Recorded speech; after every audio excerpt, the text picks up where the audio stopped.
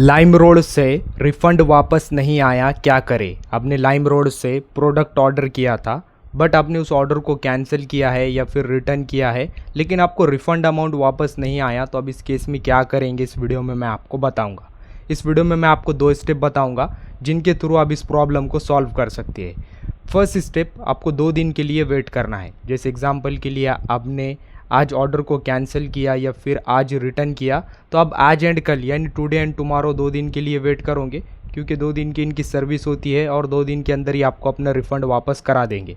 First step आप 2 दिन wait करोगे। फिर दूसरा स्टेप, आप 2 दिन वेट कर लेते हो फिर भी आपको अपना अमाउंट रिफ़ंड नहीं होता है, तो आपको 2 दिन वेट करने के बाद दूसरा स्टेप, आपको डायरेक्ट कस्टमर केयर को कॉल करना है। तो कस्टमर केयर को कॉल करने के लिए इसके लिए आपको लाइमरोड ऐप ओपन करना है। फिर ऊपर right side profile icon show होगा, इस पर क्लिक करना है।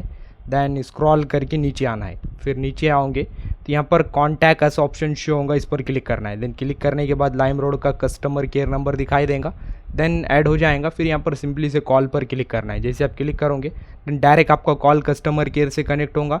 देन कॉल कनेक्ट होने के बाद आप कस्टमर केयर से अपना प्रॉब्लम शेयर कर सकते हो।